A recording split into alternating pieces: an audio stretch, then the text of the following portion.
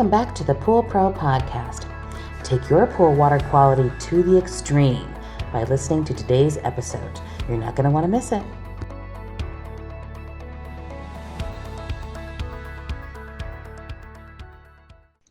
Welcome to the Pool Pro Podcast. This is Dave Rockwell with my co-host, Michelle Kavanaugh. Good morning. And we're here, we have a real privilege today. We're here with MIke Geyer, the president of Pure Vision Technologies, who has, I think, one of the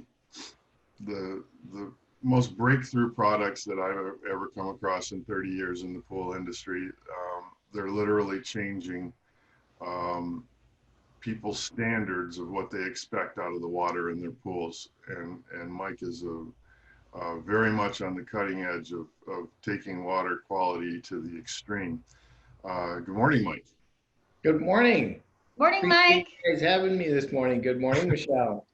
So MIke, tell us a little bit about your background. I mean, I'm very familiar with your product, but how did you get where you are here? Well, I started probably back in about 2005, roughly, and started into the commercial side of the industry. And one of my things is getting in touch with chemistry. I understood, equipment is one thing, going through this and that, but I really got involved with the chemistry side of the business. I understood that early on that the chemistry was the key to being successful at taking care of swimming pools and so forth. So basically, I just was highly focused in there, and I had some doctors that were kind of chasing me for a while and trying to get me to test out a new product. And actually wasn't really a product at the time. It was just kind of a device. And so once we took the device, we finally, found some use for it, took the device, started doing some testing. We just came up with some really, really unbelievable, kind of like you say, there's a lot of snake oil out there. So we had to do a lot of understanding of what the technology actually did to the water first off, and what kind of benefits there were before we actually introduced it into the market. But yeah, so it was. It's been quite a road, actually. It's been up and down, up and down, up and down of understanding this particular product. So there's a lot to it, and still a lot that we don't understand. So let's then explain what the product is. The two versions of your product are AquaFusion and AquaGen, and tell us a little bit about what they are and what they do. So first product we came out with was AquaGen, and AquaGen was ultrafine bubble generator. So it basically diffuses oxygen, pure oxygen, into the water. So using either tanks, oxygen tank, pure oxygen, or medical grade oxygen concentrator. But what it does is it raises the dissolved oxygen content. Your normal dissolved oxygen content in water can be anywhere from 6 parts to 8 parts per million, roughly, same as roughly atmospheric. And we raise that anywhere from 10 to probably up to about 40 parts per million, depending on temperature and chemistry and so forth. But that dissolved oxygen stays in the water for days, weeks, months at a time. So, and hence is why it's beneficial in different applications. But nonetheless, the ozone, same thing.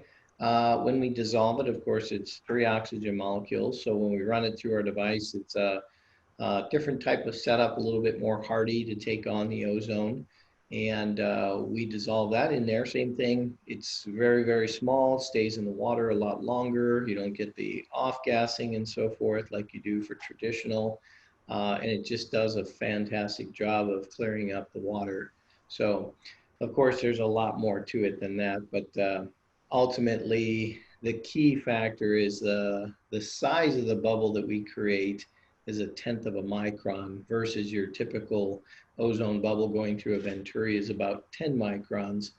And give just an idea, we fit about 1 billion ultrafine bubbles in one 10 micron bubble.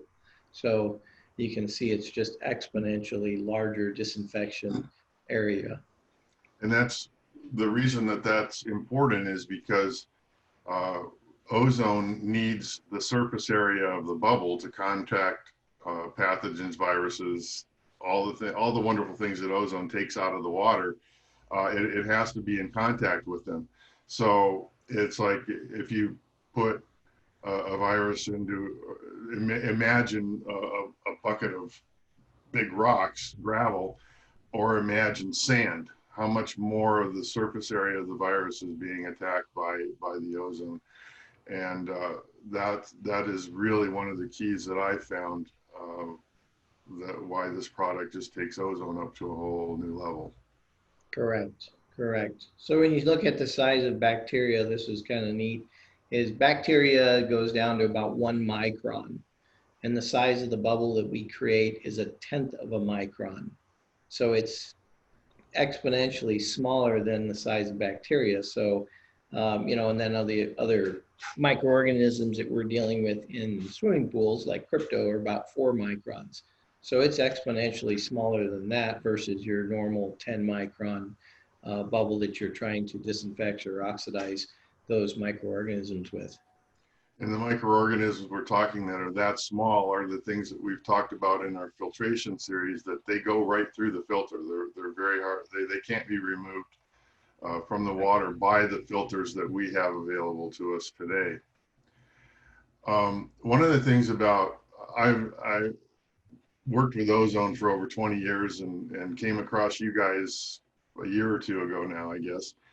And when the biggest problem, the biggest challenge with ozone is getting it dissolved in the water and getting it to stay in the water long enough for it to do some good.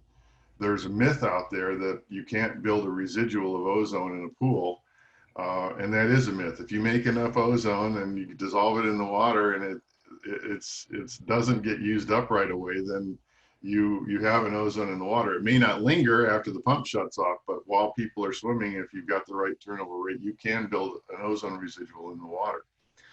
But Right. Keeping it there longer and giving it the greatest opportunity to do its job is what I think your product is all about. And it's where I feel like I've been able to use your product to take what I do up to a whole new level. But one of the things about the microscopic bubbles that maybe you can describe a little bit to us is that they don't float to the top and burst. They're not buoyant. Can you tell us about that? Yeah, so a normal bubble actually, obviously, as you see it coming up, you can actually watch it go to the surface. You have different stages of bubble sizes, and then you run into micro bubbles. So you might have seen different systems out there where they say we have oxygen systems and so forth. Micro bubbles are visible to the eye. You can actually see them in the water. It makes the water look somewhat cloudy, almost like a milky type of look. You give that just a couple minutes, and all of those bubbles will actually rise to the surface relatively quick. An ultrafine bubble acts like any other particle in the water. So it moves around and it actually goes down, up, sideways, and it stays in there for weeks and days at a time. So that's what makes them so different. And this is why I always refer back to when we started using them for lakes. So lakes are one of the most important thing for keeping a lake healthy is oxygen.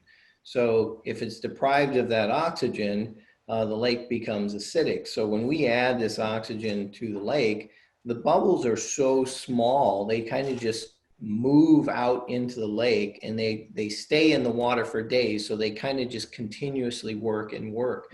But one of the key factors that makes it so successful is you have 100 million ultrafine bubbles per 1 milliliter of water. So if you have these things running 24/7, it's just pumping a ton of oxygen into those bodies of water, and it completely changes those. So just to give you an example, in a lake, if we put it on a lake, it's about 30 days, depending on the size. You normally couldn't see your hand beneath the water. In about 30 days, it totally clears it up. So those bubbles really do an amazing job. And what's crazy is it's just oxygen. That's not adding ozone or anything to the mix.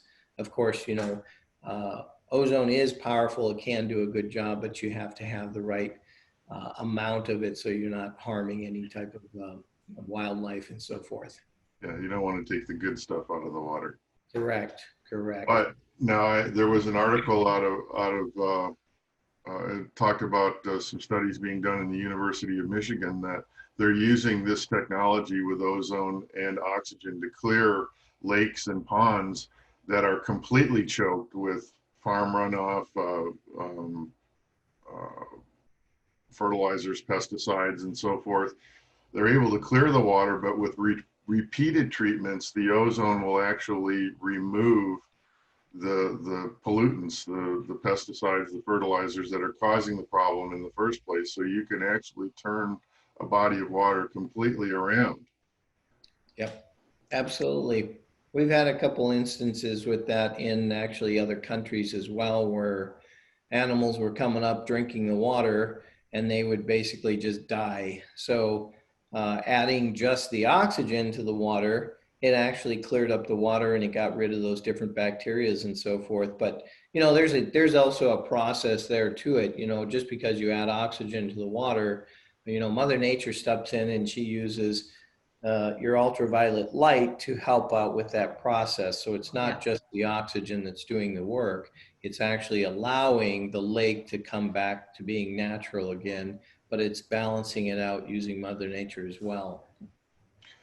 So when we take this application down into the pool realm, we're actually able to treat the water in a much more natural way. We're drastically reducing our reliance on any chemicals in the water, and you end up with just a water quality that you can't get any other way, I think. Correct. One of the things is there's a few things that we get back from the majority of our clients, pretty much across the board. Is the first thing is in the first 24 hours when you look at the pool, literally, if you watch the pool, if you're in pretty good contact with your water and you look at it every day, which I like to do, if you're watching it, when you put the system on, as soon as you put it on, and Dave, you've probably seen this, is you will notice the water get exponentially clearer depending on the size, in about an hour, maybe 2 hours or so. You will actually see the water clarity. You will be able to see that difference there that soon. Larger pools, normally they take, about 12 hours or so. But if you're in touch with it, that was the first thing that people noticed, is how clear the water actually got. There's actually a process too that I can explain that when we get to that, why that is. The second thing is most people thought they actually had salt water because the water is super soft on their skin. So when they get in and out of the water, they don't get that dryness. They don't feel like they're, getting out of a chlorinated body of water. Number three, they thought that you didn't even have chlorine in commercial settings. When we have that, we still have to run our minimum 1 part per million and so forth in there, but you can't smell it. You can't smell it getting out of the water or anything else. And that's one thing that a lot of people really enjoyed, especially for the swim schools.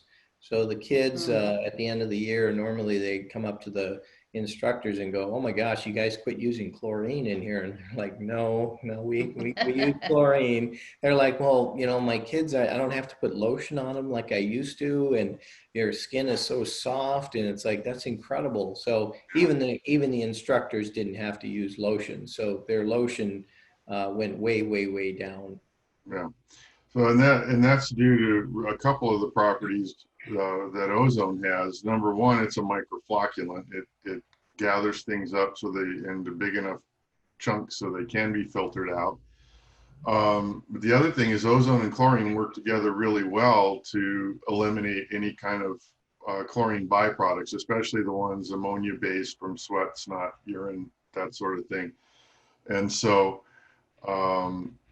that's why this is just such a perfect marriage, especially for commercial pools. We've had ongoing discussions here on the podcast with a number of different people in the industry, and we've asked people from all different disciplines. When you're traveling, when you're in that hotel, you get back from a long day on the trade show floor or whatever, how likely are you to get into the pool or spa at the hotel you're staying at? Nobody's getting in. But I've seen one of your commercial pools. There's one by the Mayo Clinic there in Scottsdale. And the day that I saw it was a Monday morning after a weekend where the pool got hammered. There were 2 girls soccer teams staying at the hotel that weekend, and they were in the pool all weekend long. That pool was brilliantly clean. There were bathers in it. You looked down at the main drain and it was just brilliantly clear. There was none of the usual loss of control of the pool and then recovery that you have on a commercial pool on a Monday morning. The pool was brilliant. So, I mean, that really sold me on the pool for a commercial setting. Yeah, there's a lot of, one of the things that it drives me nuts. I wish there were more hotels around the country that actually had them in the pool, had our systems in there. We use it a lot more on that for health reasons. So we're more focused on people versus, for say, the body of water itself. The water is really important for us to understand, number one. Number two, it's all about the people anyway. So how does it affect their health? What does it do for them? Without getting a lot into that, it's super impressive as to what it does for the human body. It's almost like being in a hyperbaric oxygen chamber. So we get testimonies that are just like off the wall. You're just like, wow, I can't believe it. Actually, you yourself there, Mr. Dave, as far as what it's done for your skin and so forth. But we get those. Every week we always get something else that it's done for a family, friend, neighbor, or so forth. But it is pretty incredible. And one of the things for me, it's a great way. I mean, it's one thing to get into a body of water like a spa or something in the end of the day and you're relaxing and so forth. But what the oxygen does for your joints and stuff is just incredible. So, and that's the part I really enjoy. So I try to use it as much as I possibly can just because it makes you feel so good. Yeah, I agree. I literally, in the summertime, I can't wait to get home. I have anywhere from an hour and a half to a 3-hour commute. First thing I do is jump in that pool. Yeah. I can't wait. It's the one thing I look forward to every day. And that was not the case when it was a chlorine pool. Yeah.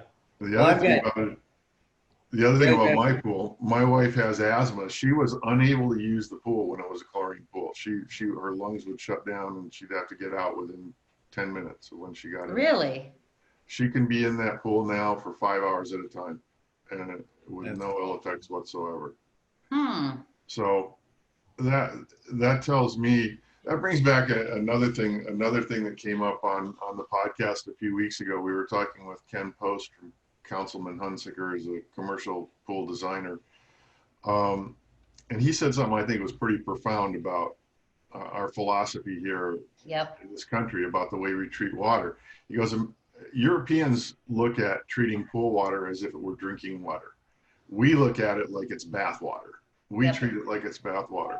And that's really in the journey that we've gone through on the podcast here, talking to people, scientists who study filtration and microorganisms, and talking to designers of pools and health department officials. America suffers from a fairly low expectation level for what we want out of our pool water. If that's the one thing that I wish would change and that I would like to be a part of changing, that's the biggest thing I think we need to overcome. It's funny you say that. It's one of the things you take back to the Wild West. It's like, you had that bathtub. So the guy that gets the first bath, well, that's what you won't be in. But after a while, after you add 3 or 4, it's like, well, yeah, you had a couple baths, but the water's still good. It's like, It's not even the Wild West, Mike. My dad and his 2 sisters complain about that. They grew up in a farm in South Dakota, and they still talk about that. And Dad always got the first bath, so they still argue about that now. oh my gosh, that is hilarious. But you know what? And that's kind of the way I look at it. It's like, Yeah. one of the cool things about our water is really early on understanding what it does for plant life and agriculture. So when you feed plants with our water, they grow literally 3 to 4 times larger and faster. So to give you an idea, germination of a seed normally takes about 5 days. If you use our water, it's 2 days, regardless of the soil. So some people do different types of compost and so forth. And they had actually a doctor do that. He said, it didn't matter. He goes, I got 2 days germination out of yours versus the 5 days. But in your swimming pool, when you're using less chemicals, because essentially the other element that we haven't talked about yet was the CO2. So when you atomize the CO2 in there, it's 100% efficient at the right flow rates and so forth. But when you add that to the water, now you're actually feeding the soil with the oxygen and the CO2, very much like they do in a green room or a greenhouse. And these plants just thrive. But 2 things take place. So what you're saying there earlier is, number one is you're getting rid of the water in your pool. Okay, you're actually putting it to use. You're going to feed your plants anyways. Why not feed them with something that's healthier for them? So literally, my swimming pool water is much healthier than the water I get from the city after it's treated. So I utilize that water to feed my plants and so forth around the house.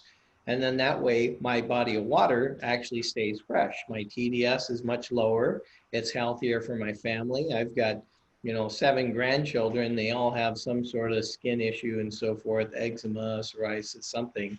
So they're super sensitive to chlorine, because chlorine actually, they'll break out in all sorts of rashes and so forth, or at least a couple of them will. So I have to be very careful at that, not to put any type of chemicals in the water, but at the same time, keep it fresh. So that's one thing that I really like, because you're setting the water free to do what it was meant to do, is serve other environments and so forth. And you're not harming the environment. Instead, you're actually making it better. Right. And it is just another kind of anecdotal story about my pool. My animals, my dogs and cats, if you put a bowl of tap water and a bowl of my pool water, they will go directly to the pool water every time. I've got a picture of my cat right after it almost fell in the pool trying to get a drink out of the water. Cats don't go near body pool water. And every morning I'd look out there and the cats are out there drinking out of the pool. It is funny you say that, because majority of my clients where they have dogs, cats, whatever, I've had some on a farm, he's like, ever since you put that water in, he goes, my dog no longer drinks out of his bowl right in front of the house. He goes, it's good water. He goes, the cats actually come out of the barn. He has barn cats to keep the mice and stuff away. Sure. He goes, they don't even drink out of their bowl anymore. Yep. And certain other people in like different areas in the northern part, they're like, I haven't seen as many animals come to my pool as I have in the last year that I've been here. He goes, it's crazy. He goes, but there is something to be said about that. There's I don't something know. to be said. It's an animal instinct. I don't know. Do you have the same level of success in spas, Mike, than pools? Spas are awesome. I actually have a spa in our facility here we've been using for different people suffering from different walks of life, I'll say.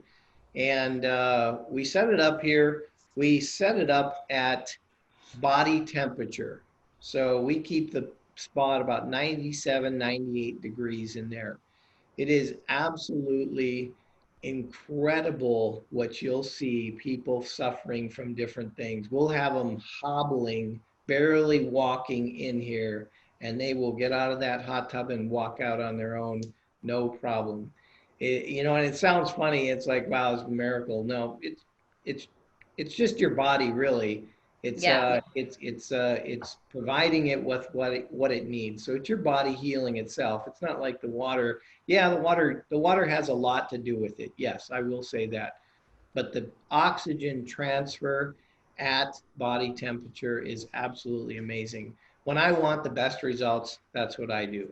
If I've got a sore back and you know I know I'm not going to function the next day if I don't get in, I'll get in there and sit in there for at least 45 minutes or so, and I got no problems afterwards. But for people that suffer from different things and without getting in that too in depth, it is amazing to see how they walk out of that thing. That's fascinating. We all know the cardiovascular improvements that, immersion in hot water can do for you. That's been well documented. I'm even at the World Aquatic Health Conference, but I'm just interested because I know the spas are the ones that have the hard time, maybe, just from the bacteria or the perspective that you always hear the horror stories, and especially at the hotel. There's no way you could, convince me to get in a spa at a hotel. Forget that. So I just was curious if that's the same level of success that you're experiencing in the pool. So. Yeah, it's that and beyond. I'll give you a little tidbit on there.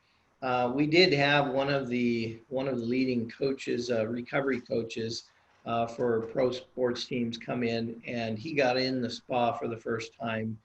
And one of his things coming out of there was recovery. He says, after working out this week, he goes, I should not have been able to work out as hard as I normally do the next day after getting into the spa. So for sports teams, and I'm not a huge sport fanatic per se, but supposedly they're not supposed to get into a body of water or into a spa because it relaxes the muscles and so forth. But the difference when you get into this water, so normal spa, if you get into it, if you were to test the dissolved oxygen level in there, you're going to have maybe 2 parts, maybe 3 parts per million of dissolved oxygen. So you got nothing in there. The body is actually depleting because it's, how do I say it? Your muscles are getting more relaxed and so forth, but there's nothing really there to replenish them. Well, after you work out, you get the lactic acid buildup, which is loss of oxygen. When you get into the hot tub, well, you got like 30 parts per million of oxygen in there, not 3.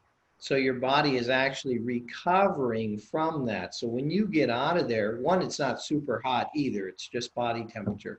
So your body's absorbing that oxygen and so forth. So when you get out of there, that's why he had such success in there. He's like, wow, because I don't have the lactic acid buildup like I normally do. He goes, the next day, technically I shouldn't have been able to do what I did. He goes, but my numbers were even better. Now he's got a whole set of numbers that he watches, heart rate and so forth, his blood pressure and that.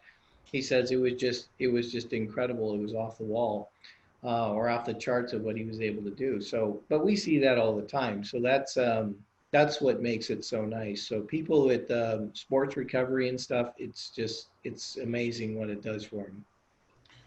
And not only that, but people with stressful jobs to get and sit in that and just let that, it does, the stress just evaporates out of your body. I mean, I had the pleasure early on in our relationship of visiting your facility and sitting in that spot. And it was after I had drove 6 hours to get there from Southern California. And I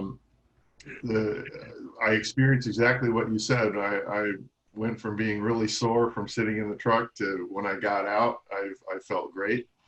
But there's also kind of a transformation that you go through. I mean, I kind of went through a stage where I got really relaxed and almost fell asleep. And then I went through a stage where I kind of got really alert and almost hyper for a little bit. And then by the time an hour when I got out, I felt completely balanced, just centered. And so it really does, the oxygen does wonderful things inside your body. I felt it, and it's there. I just put one of the systems on a spa, and I've got the numbers from when it was a chlorine spa and now, To your question, Michelle, as far as the sanitation aspects of it, we measure the water quality with ORP. And currently I don't have a dissolved oxygen meter, but I do have a really accurate test kit that goes down into parts per million. But we're able to get 1 to 1.5 parts per million of dissolved ozone in the water. I know it's ozone because we didn't put any chlorine in there. And we've got anywhere from 800 to 900 ORP in this spa, which is far beyond drinking water quality. And we're turning the water over, adding that back in as people are bathing, so those levels stay up. So the spa stays beautiful the whole time you're using it. I find that with my pool too. I've had 6 or 7 kids in a 12,000 gallon pool at a time for hours on a Saturday afternoon. You get out and you look down at the main drain, the water's just as clear as when we got in. So It's fascinating. It's the way it's supposed to be. yeah, Yep. that's the way it should be. You're right. And one of the people that we talked to, actually a couple, have made the comment, well, just keep your mouth closed when you're swimming. We talk about the subject of cool water being treated like bath water. It's like, well, just keep your mouth closed. And I think about that, and I'm like, if the whole time you're swimming, you're thinking about keeping your mouth closed and not ingesting the pool water, you're not having the amount of fun that you need to be having. Yeah. Yeah. You're thinking about things that freak you out when you should be thinking about things that relax you. And Yes, that takes away from the fun aspect. All about. And try to tell a kid to keep their mouth closed. I mean, come on. Yeah, that's not. It's like, it's not going to happen. Come on. And So it's one funny more you aspect. say that. Go ahead, Mike. I was going to say, it's funny you say that because, yeah, despite the fact you keep your mouth closed, your skin is the largest organ on your body, which Yes. absorbs everything anyway. So Yes. it's like you Yeah. shouldn't be in that water and you're afraid of opening your mouth. You shouldn't be in the water in the first place. That's right. That's right. So another aspect of this, I know you guys have had some really good success with. You talked about the swim schools that you've done. And one of the things we've talked about extensively is the indoor air quality in indoor pools. When you come into a job as a service company and if the place is already built, you're not involved in the design and the air handling system, everything else kind of is what it is. But this is, I think, the greatest tool that we could possibly have to work on indoor air quality. Tell us about some of your experiences with that. So typically what we do is when we come into those types of facilities, obviously the number one proponent to that is the filtration system. So first we look at the filtration system because it's like, how do I say it? If you have more organic, the more organics that you have in the water, you put your chlorine on overload. So in a swim school where you're introducing new kids every half an hour or so forth, and possibly hundreds every half an hour or so forth. So you're dumping in an abundance of organics, which is more, not to say that on the side of where the chlorine is trying to oxidize rather than disinfect. Yep. So we want to reduce the amount of oxidation that needs to take place. And if they don't have the right filtration in there, it just puts the whole entire system on overload. Of course, you're going to get chloramines in there with that type of bather load. So that's always number one. The other thing is turnover rate. Do they have a good enough turnover rate to get rid of those organics quickly? So that's first thing that we look at there. And it's not to say that our system isn't going to help that situation. If the organics are still there, they still have the same amount of dirt and debris and all of that getting in the pool, they're still going to be dealing with that. So we still have to address it and understand it first before we put any size system in there. But when we add our system in there, so your oxidizing potential, normally, a lot of these swim schools, they try to get their ORP numbers up there so they can be anywhere 600, 700 and so forth. But to get into the 800s is normally really tough unless they got a really good turnover rate and so forth in there. When we add our system in there, we'll normally get them up almost to 100, about 100 on the ORP scale. So we can get them up into the 900s and so forth. But the nice part is we reduce the amount of chlorine in there. So you don't have the chlorine byproducts, the trihalomethanes and so forth in there. And obviously there's a huge list of byproducts that I absolutely don't like in the swimming pool, but nevertheless, it's necessary for county, et cetera, to maintain at least one part. But nonetheless, when we add that to the water, the beautiful part is you don't smell the chlorine in the room. You don't smell the chloramines in there. If everything is sized properly and so forth, we've done brand new facilities, we've done changeovers, we've done large auditoriums and so forth. And it's amazing what it does. The other thing is a lot of consultants and so forth that come in, they look at the ceilings and so forth because the chloramines like to destroy the ceilings. And because of the fact there's more oxygen in the room, you can actually smell the oxygen in the air. It more has like a sweet smell to it, like it's been raining or so forth. But it is amazing for that. One is most of the kids in like in auditoriums and so forth, universities, they no longer use their inhalers. They no longer use their neti pots in there. And there was something else that the professional swimmers actually use. But most of these facilities, whether it's a swim school or it's a university and so forth, they don't even like to go to other places after they've been in there. Instructors, if they have more than one swim school, if they have our system on one school and they don't on the other, they absolutely don't want to go into the normal body of water anymore just because of what it does for themselves. And I will say, you know, one of the hard parts, I actually have a soft spot for swim schools, and the reason why is because I would never, that's got to be the worst job ever, to be a swim school instructor. And I don't mean that in a bad way. It's a, Right. you know, the bad part about it is they're doing a service. They truly love what they do. And Yep. I love that. The hard part is they're in the worst environment ever. It absolutely hands down. So I feel bad for them because what would I do to change that environment? Well, I'm doing what I would do to change that environment. I know we can change that environment because we did. But for them to love what they do and they have to quit, and then at the end of the day, think about it, they suffer health-wise so badly, whether it's in their respiratory system or so forth, whether it's their skin. I know even owners where they can't even get in a body of water with chlorine, or they start breaking out in a rash and so forth. So it's pretty sad that the sport or the Yep. job that they love so much, they can no longer even enjoy a body of water anymore because of what it's done to their health. That's pretty sad. And now you put your kids in there. That doesn't make sense to me. There's no way on God's green earth I would ever put any of my grandchildren in a swim school like that, ever. It doesn't make sense. Yep.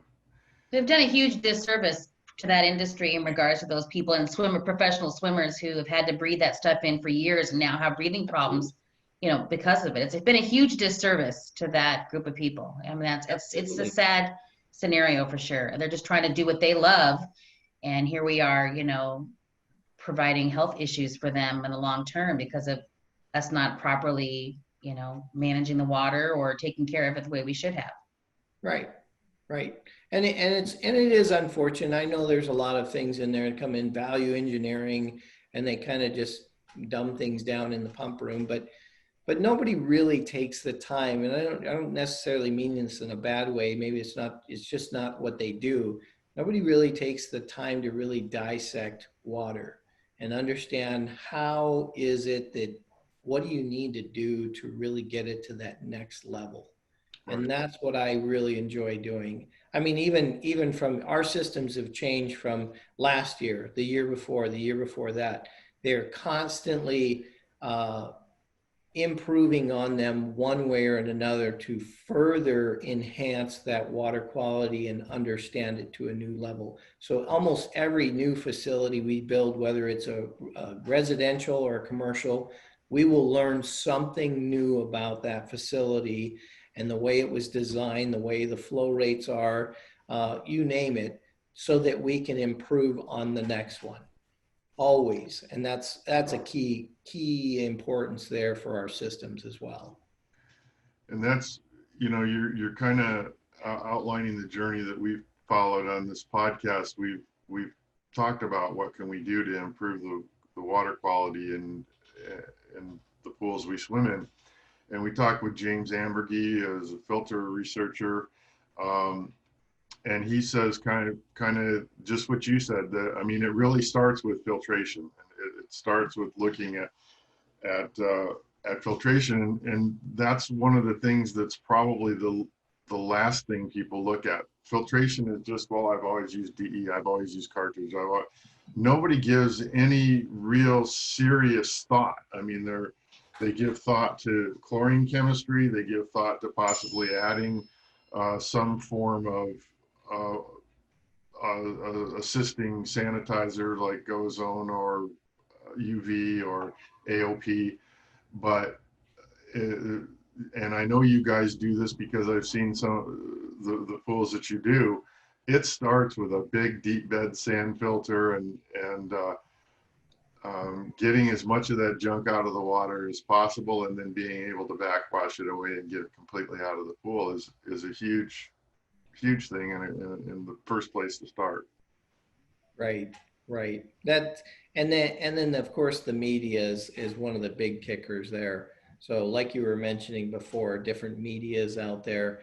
You can really do a great job with a backyard swimming pool, and you can actually do a much better job with a backyard pool, I believe, just based on regulations and so forth. Yeah. Do a much better job of treating a backyard pool than you can a commercial pool, because you're regulated so much for commercial, which is really frustrating.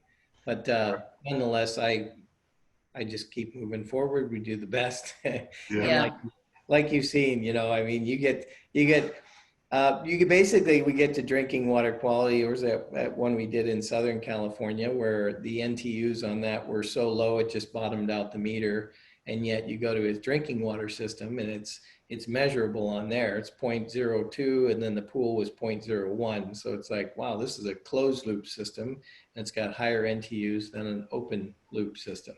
So, but there's a testament to that, absolutely. So that's why we're big proponents on first it's your turnover and your filtration, then it's the chemistry side next. I think it'd be valuable too, Dave, for you to train service guys or do webinars or some sort of training in regards to, transitioning people from what they've always done to a more natural approach, because they may be scared to do it because they may feel like it deems them unnecessary, or that they don't need to go as often to service a pool or something. So there's probably some fear or some, the fear of the unknown there, first of all, but maybe there's an opportunity for you to do some additional training via webinars and other things to make sure service guys really understand a transition to a more natural body of water and what that means for them, because maybe there's a concern, like I said, it's going to deem them unnecessary. So that's something that I think you'd be valuable in helping people understand that. Otherwise, people are just going to do what they've always done. We know that. There's some plans in the works for that. We're gonna Yeah. visit some pools, and part of it is, and I've spoken with a number of pool service techs here in Southern California area. They roll up on a pool and they see things that they don't recognize, boxes with tubes coming out and attached to their, a light bulb in a box that's got a little tube running to the suction side of the pump. And so how do you evaluate as a pool service technician when you walk into a pool? Is that system your friend, your enemy? Is it just Right. neutral? Is it worthless? Do you disable it? And so that is something in the podcast that we are going to visit. We're going to look at some ways and just some simple things that you can do, places to start where you can increase the water quality in your Yep. pool. Another way to improve water quality, other than huge expensive sand filters, is a staged filtration. There's a great device called the multicyclone that fits right on top of the pump and takes the big chunks out of the water before it gets to the filter, and lets the filter work on the more microscopic side of things. There's, like Mike was talking about, you look at flow rates, you look at maybe adding in extra filters if you've got more than one Right. pump. But a lot of pools with vanishing edges don't put filters on their vanishing edge pump, which is the most frustrating thing as a service tech, because you're taking the dirtiest water in the pool out of the trough of that, which is basically the giant skimmer for the pool. You're taking that dirty water and you're dumping it right back into the pool with all the grit and all the whatever's in the bottom of that thing that it's sucking up. And so, that's an important evaluation to make on a pool, and recommendations that you can make to improve water quality is getting a filter on every pump where you can get one. So all of these things, I really enjoy working with Mike, because he gets you thinking in those terms. We're not just accepting the status quo, not accepting pool water that's substandard and that you yourself wouldn't get into, but how do we take this thing up, not only just one notch, but take it up into the realm where it's something that we can really enjoy and be proud of as a service tech, and something we would get into personally. Right. Makes sense. Absolutely. Well, Mike, I really appreciate your time this morning. Anything else you had to add? No, thanks for having me on. I appreciate it. Appreciate you guys' time. It's always interesting to learn new things and hear other people's perspectives on stuff. But and like you were saying there, it's really simple for us. The easiest thing that we look at is we put people first. Forget about everything else. You can build a beautiful pool, I get it. But if you put people first and you really have that in your forefront of what you're trying to do, everything else falls in place. So Completely agree. Yep. And that's maybe the one caveat for the systems that we're talking about, and is that there is an investment in them. There's an initial financial investment. There's an investment in the learning curve to really understand it and make it work well, both on the homeowner's part, the builder's part, and the service tech's part. And it's not necessarily for every pool. I mean, there are pools that, like you mentioned, that are built just for looks, just for, they know hardly anybody ever gets in them anyway. These systems are for people that swim, for people who really want to enjoy their pool for what it was designed for, not just to look at, but to really get in there and swim and enjoy it. So that's one thing. Maybe that's one thing to think about in evaluating a pool is and how much you recommend, what recommendations you make to the homeowner is how much are you really going to use it. If you swim a lot, this is what you need. Yep. I normally start asking health questions as to if they have any health issues or if there's anything they're concerned about and so forth, why they do or don't use their pool. I've had numerous clientele tell me, we haven't used the pool in 20 years as much as we have the last 2 weeks. And Right. It's like, wow, why do you even have a pool? Well, we like the aesthetics of it. We just don't like chlorine. It's like, oh my gosh. We can solve that. Yeah. Yeah, and it is funny, you get a swimming pool. If you would have asked me, honestly, when I first got into this industry, and if you had asked me if I would get a swimming pool, I'd say absolutely not. There was no way in the world I'd ever get a swimming pool. I'll go swim in a stream before I'd ever swim in a swimming pool.